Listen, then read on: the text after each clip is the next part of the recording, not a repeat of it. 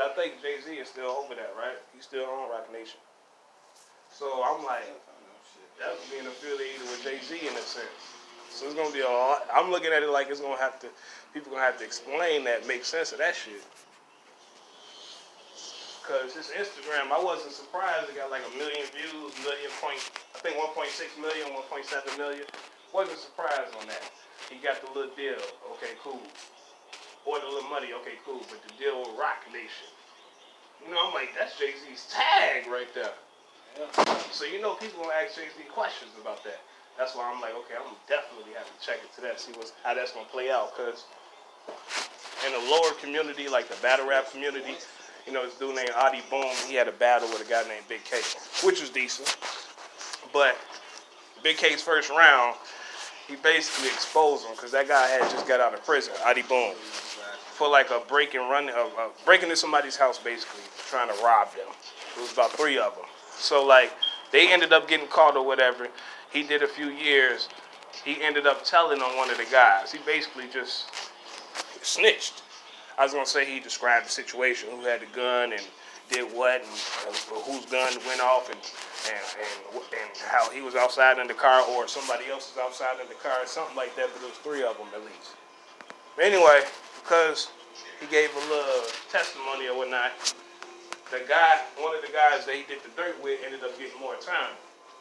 So it's some type of website, I guess, like if you're in prison that you could go to or whatever and communicate. So Big K did all this little research, and he busted dude out in the first round. He had papers and all that. He started passing it out. You know what I'm saying? So that became a big thing. So a guy named DNA was supposed to battle him. He ended up pulling back. Initially, it was supposedly because that guy, Adi Boom, could have been a snitch. Well, long story short, that created a lot of conversation. So people did all kind of blogs about that shit. So his name kind of went in the dirt. Then you got this Tekashi situation that took place. That's going on. And the whole snitcher thing, and how he was on record talking about like, all right, whatever. People still fuck with me. Tekashi. You know what I'm saying? Yeah, I told on somebody, but you know, they was trying to put my life in there, and all this type of shit, right? So now you got this Rock deal. Then you got the Adi Boom situation in the battle circuit. So it's interesting to see how that's going to play out. I feel like at this juncture, basically, it's like almost a pivotal moment. You know what I'm saying? See what direction shit going to go. Part of the principles is hip-hop is that no snitching is allowed, or snitching, period, is not allowed. It's always been like that. Your whole career could get fucked up because of that. Adi Boom, for example. So now that you got Tekashi and he got this record deal with Rock Nation or some type of deal, it's like, okay, based on how everything else ensue after this, could be a big determinant. You know what I'm saying? As far as like the integrity of hip hop, the music itself. You know what I'm saying?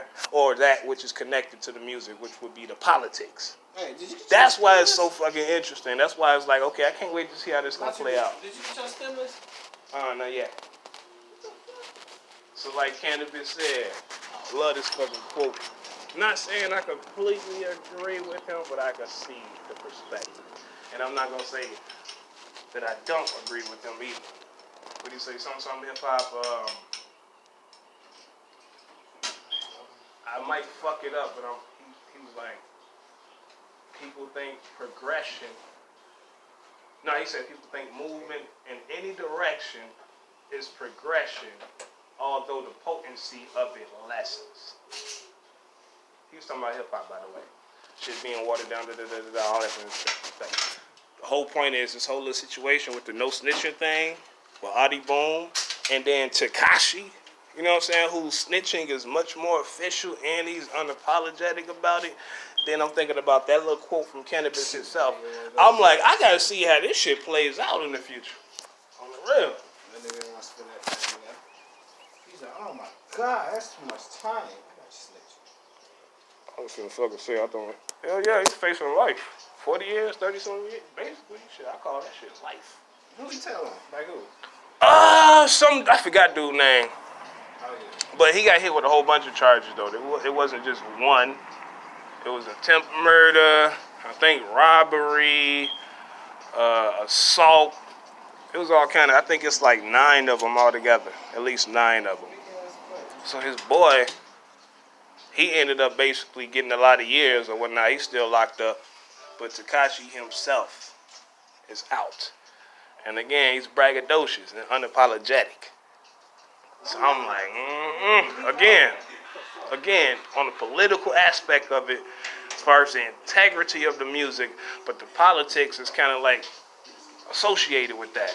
You know, I feel like this is a pivotal moment. What's gonna happen? So like, get that shit like 364 days basically.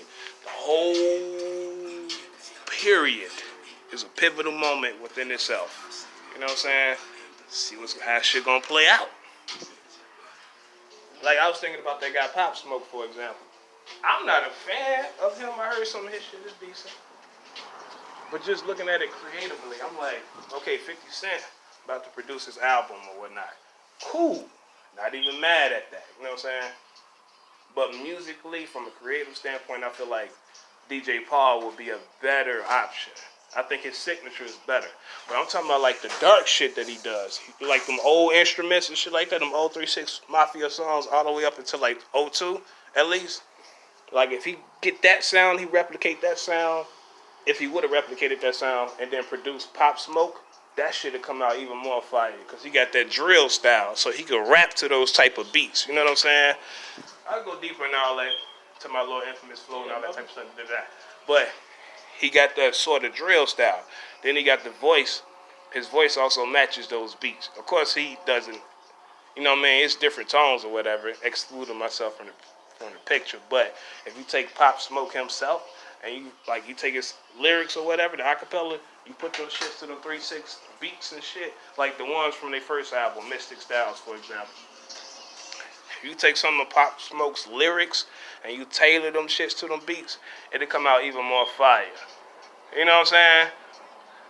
Even if they did it jointly, like, okay, 50 Cent and DJ Paul, or Juicy J, but I'm going to say DJ Paul, jointly produce his fucking album, so it's like half and half, right? That shit will still come out decent. You know what I'm saying? Because you still got DJ Paul's signature on there. At least half of the songs. You already know the production going to be fire. If they would have did it like that, he never got, you know, even if they still do it like that, you know, it could have an impact. But just imagine, like, if he was still alive and they did that. That'll put motherfuckers on their toes, at least the people that do the drill music, some of them. You know what I'm saying? Because it'll still be sort of drill, but it's a mixture of flavors. But at the same time, it shouldn't be hard. You know what I mean? But again, going back to, hell yeah, this is a pivotal moment. See what's going to happen.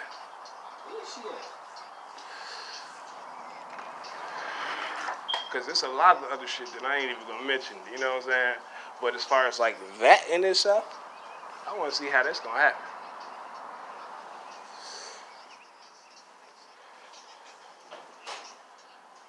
I had to put a blanket underneath and gave her one of them. What? I said I had to put a blanket underneath her walker and give her one of them multi-thing things. So this $5,000 thing, you know the ins and outs of it? It's gonna be 5,000. 5,000. It's gonna be 2,000. 2,000. 2,000. Oh, you talking about that monthly? Now, the what I seen earlier, it was something about $5,000, some proposal from the conservatives. Again, I didn't read deeper into it, so I don't know. That's what I thought you was talking about. The $2,000 monthly thing, that'll be beneficial too, but we'll see how that happens. I'm not putting all my eggs in that basket. Nah.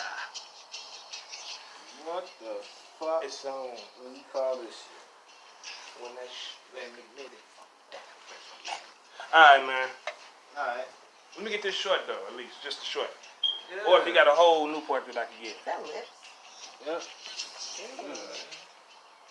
Yuck. You said what? Take it. Alright. I'll put this weed somewhere else instead of my and put it in my fucking sock so it don't be reeking. Yeah. Mommy trying to go shower. I'm forgetting. She tried to what? I'm ready for anything. Shit. Weed's legal. Fuck.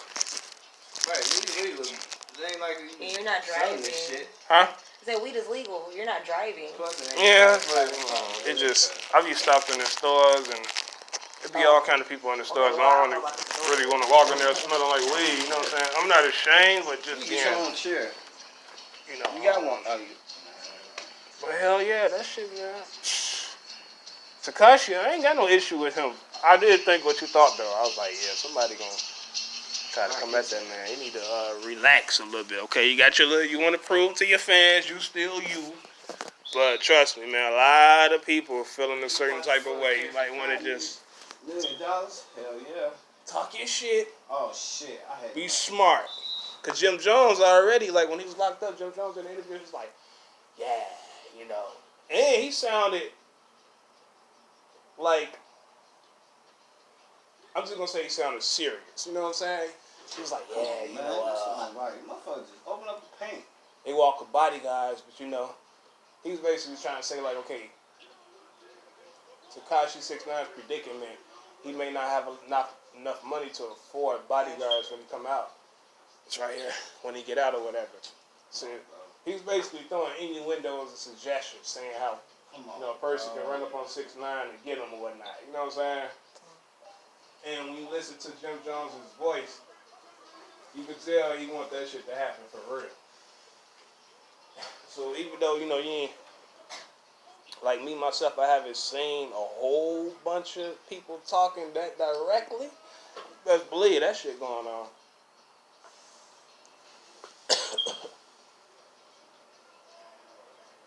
Straight up.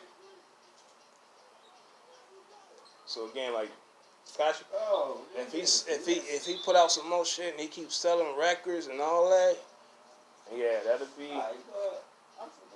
be a little stain, you know what I'm saying, on the political side of it. Yeah. Well, you do need to kind of like a PR thing, figure out something smart to where he still could do his shit or whatever, but. Because remember the videos I was talking about, like all them rappers that keep on getting killed in 2017, 18, and 19. I mean, look at all these motherfuckers that got killed. You touchable, man. You gotta be smart. But alright, that's it. That's all I gotta say.